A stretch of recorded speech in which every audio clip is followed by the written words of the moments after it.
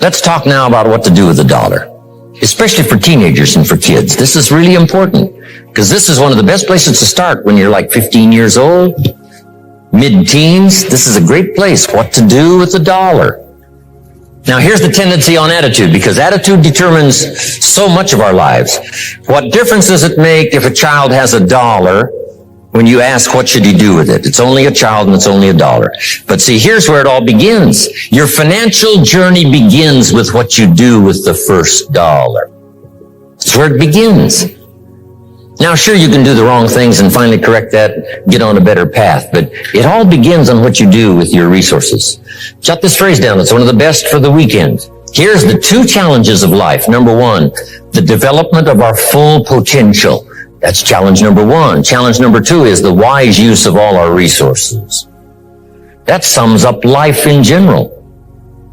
The development of all of our potential and the wise use of all our resources. One of our resources is time, and we talked about that. Now we're going to talk about the wise resource called money. And let me share with you now a little plan. Because when I met Shof, and he asked me about my financial condition, he said, how much money have you saved and invested the last 6 years? And I said 0. He said, not a good number. Here's what I told him. If I had more money, I'd have a better plan. Now, jot this down, because here's what he said. If you had a better plan, you would have more money. Next key phrase, it's not the amount that counts, it's the plan that counts. So let's start with something now as seemingly as small as $1. What should you do with it? Here's what we teach, teenagers especially. You should never spend more than 70 cents. Never spend more than 70 cents of each dollar you earn, or each dollar that comes your way, by gift or by labor. Now, you've got to have some plan what to do with your dollar. I've developed this little plan simply for suggestion, and then you've got to do the rest or revise it and do whatever you want to with it. But here's what I teach.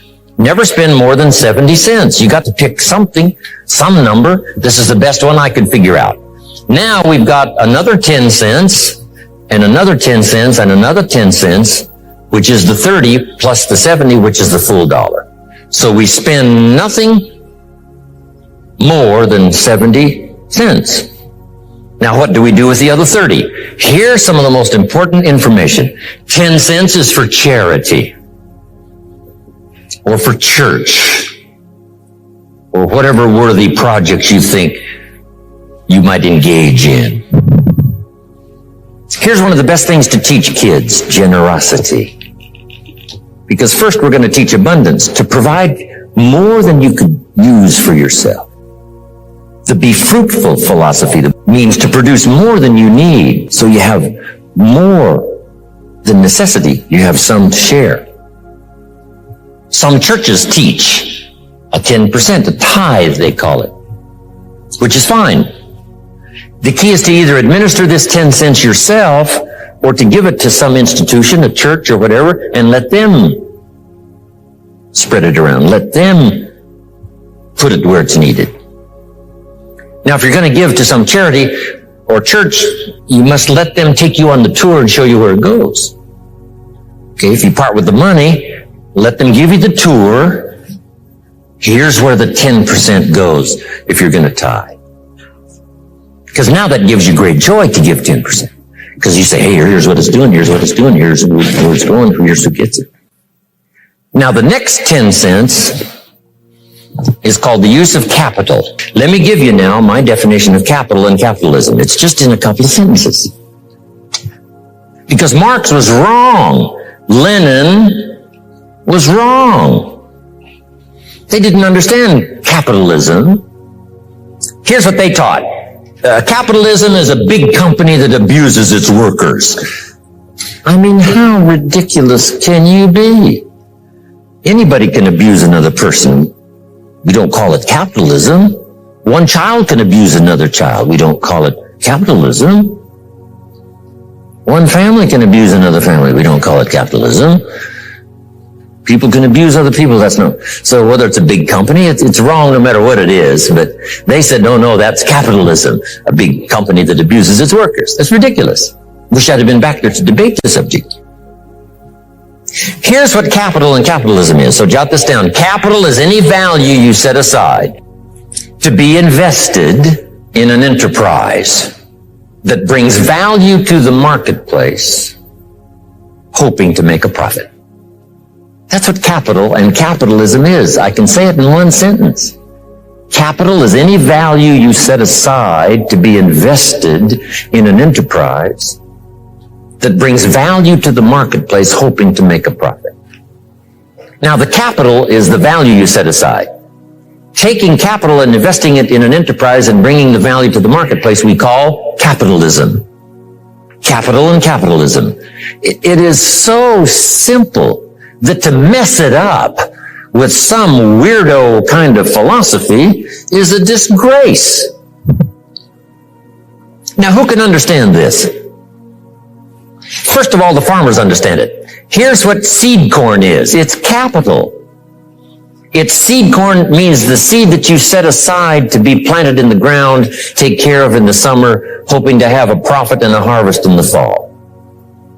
So the farmer sets aside his seed corn. Question, would he let his family eat it? No, this seed is not to be eaten. It's to be invested in the ground, to take a risk, cared for in the summer, harvested and multiplied in the fall. That's it. Now the same is true of some of your money. If you set aside, and I suggest, part of your capital should be set aside for an enterprise to show a profit. And we can teach kids the early fundamentals of capitalism. If a child buys a bottle of soap for $2 and sells it for $3, maybe he goes next door and says, Ms. Brown, I've got this soap. Mama uses it. It's really terrific. I need to make a little extra money. If you bought the soap, I could make a little extra money. It's only $3. And I'm here just next door. I take care of you when you run out. Pretty simple. Ms. Brown says, well, to be honest with you, I've got plenty of soap. Kid says, you better let me come in and check. Kids don't need sales courses. No. They don't need 13 closes. Now, Mrs. Brown said, okay, you got me. Here's my $3. I'll buy a bottle of soap. Now we must teach the child what to do with this $3. So jot this down. Here's what we say. You must now set aside the $2 that you first invested to buy another bottle of soap. He said, well, that's true. You can't spend the whole $3. You'd be out of business. Kids can understand this stuff. Some adults, you see, don't know that. So you can't spend the whole $3. You got to set aside $2 so you can buy another bottle of soap so you can sell it for $3 and make a profit of $1. Now, once the kid has $1 profit, now what should he do with the $1? This is the formula that I've come up with, what to do with that $1. Don't spend more than 70 cents, 10 cents for church or charity, 10 cents to invest back into your business so that someday you can buy more than one bottle and get it a little cheaper so that when you sell it, you make a little more money. I mean, kids, you don't have to be General Motors to understand the mechanics of capitalism. Now, guess what we call this little kid that's now engaged in this enterprise and is making a profit? We call him a capitalist. And the communists used to say, those no good capitalists. This little kid selling a bottle of soap? He's a capitalist. They didn't understand. And with their diabolical philosophy, capital belongs to the state, they wrecked every nation they touched. This is the key. So 10 cents to show a profit. Now here's the other 10 cents. It's 10 cents that you invest and let someone else use it. This is called active capital, where you actually engage in the enterprise that makes a profit. Now, another 10 cents is for passive capital, where you let someone 10 cents out of every $1. You put it in a bank that pays interest. They use it and they pay you for the use of this money. That's called passive capital. So we've got active capital and passive capital. Maybe you invest this in a stock eventually if you have enough money, and the stock pays you dividends. And also there may be an increase in the value of the stock. So this is the little formula I come up with. 70, 10, 10, and 10. It's very simple. And kids can figure it out, kids can understand it. Enterprises that kids can be involved in starting early. Charlie said, right? Got his kids involved in enterprise, making a profit, showing a profit. Now, when you first start, if you're an adult now, you may be in such bad shape financially that you couldn't do the 70, 10, 10, and 10. If you're in real bad shape, you may have to do the 97, 1, 1, and 1. Because it may take this to pay your bills if you haven't had a good plan up until now. But jot this down now. It's not the amount that counts, it's the plan that counts. So let's say you were in such poor financial shape, you had to start 97, 1 for charity, 1%, another 1% for active capital, another 1% for passive. Now here's the key. To get these numbers starting up and get this number starting down. If you will actually do this, you can't believe how exciting it is to watch the numbers change. Remember what Shove said. If you will change what? Everything will change for you. If you start to change, I'm telling you, these numbers will start to change. And the first thing you know, these numbers keep going up, up, up, up, up, until finally you can get to the 70, 10, 10, and 10. Now, when you make a lot of money, these numbers all have to change again. You know, if you're making fortunes, you can't spend 70%. That would be obscene. I probably spend less than 10% of my income. So this number, this is where I had to start, 97, 1, 1, and 1, finally getting to 70, 10, 10, and 10. But now as time has passed for me and my fortunes have increased, this 70 has gone way down to 10. And now you can imagine, if the 70 has gone clear down to 10, you can imagine now what these numbers will be. These numbers now, off the scale. Here's what it is, a good plan to consider. So make this note, it's your life and it's your future and it's your economics. This is just a suggested plan. You can tear this one up and develop one of your own. I'm just here to stir the pot. I'm here to stir your mind, to get you to think. Okay. Now, here's 2 or 3 more keys on financial independence. Here's number 1, keep strict accounts. Part of it is just for habit, and the other part is for self-esteem, and the other part is for future benefit. Keep strict accounts. It's just a good habit to have. It's like picking up the trash, not throwing the toothpick cellophane on the floor. It's just, it becomes the person you are. Keep good accounts. Here's the next one. Pay your taxes. I finally became a happy taxpayer. Here's what paying taxes does. Feeds the goose that lays the golden eggs called American opportunity. You say, well, the goose eats too much. Probably true. But make the note, better a fat goose than no goose. Here's the next key. Everybody should pay. My personal philosophy is everybody should pay federal taxes as well as state or whatever else. It's not wise for the government to let 1/3 of American citizens off the federal tax rolls.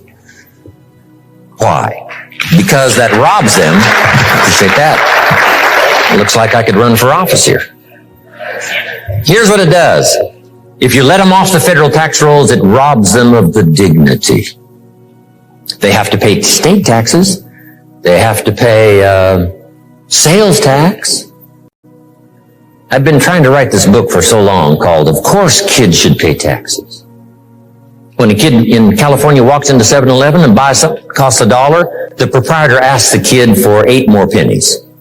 Kid says, what's these 8 pennies? Says, that's the taxes. The kid says, I'm only 8 years old. And the proprietor says, congratulations, you're my youngest taxpayer. Give me the money. Should kids pay taxes? Yes. If you want to ride your bicycle on the sidewalk instead of in the mud, you got to cough up the 8 pennies. What if you're poor? Do you pay the 8 pennies?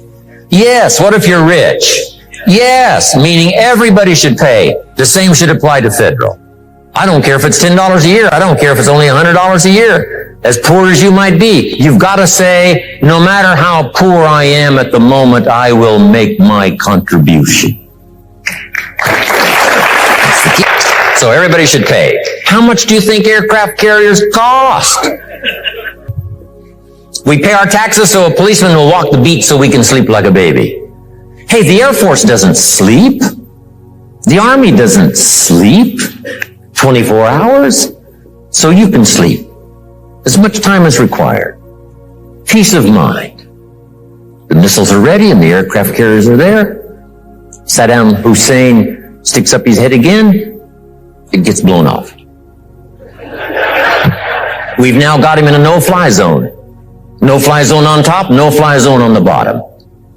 Right? We couldn't go after him, couldn't kill him because that wasn't the policy. But we've now got him in a very small corner where tyranny needs to be. Because when it is let loose, it could do like communism and Nazism, cover 1/3 of the world before we get it stopped.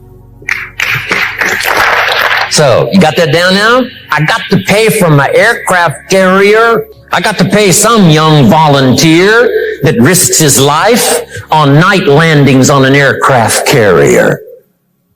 You got to pay if you want that kind of security in the world. Of course, we may disagree sometimes with government policy and all the rest, but I'm telling you, everybody needs to pay. Now, here's one of the best stories ever written. According to the record, Jesus and his disciples one day were at the synagogue, and on this occasion they had an interesting project, and that was to stand outside the synagogue as people started coming in, putting money in the treasury of the synagogue. And as Jesus and his disciples stood outside watching the people come by, putting their money in the treasury, it said, some came with large amounts, put them in the treasury. It said some came by with modest amounts. Some came by with small amounts. Then along comes a little lady, and she puts 2 pennies in the treasury. And Jesus said to his disciples, look at that. They said, 2 pennies? What's 2 pennies? He says, no, you don't understand. She gave more than everybody else. They said, 2 pennies is more than everybody else? He said, yes. Because I'm positive her 2 pennies represented most of what she had. So since she gave most of what she had, she gave the most. Now here's what did not occur in the story. I'm so brilliant, I can give you what the author left out. Here's what did not occur. When the little lady put her 2 pennies in the treasury and walked away, here's what didn't occur. Jesus didn't run after this little lady and said, hold it, little lady. My disciples and I have decided that you're so pitiful and you're so poor. We have decided to take the 2 pennies out of the treasury and give them back to you. I'm telling you, that did not occur. If it would have occurred, she would have been what? Insulted. Hey, it was only 2 pennies, but it was most of what I had. Would you rob me of the joy of giving my 2 pennies? So that scene did not occur.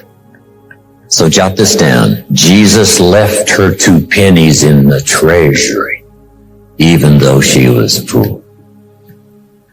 What does that mean? Everybody needs to pay, even if it's only 2 pennies. Wow. Great story.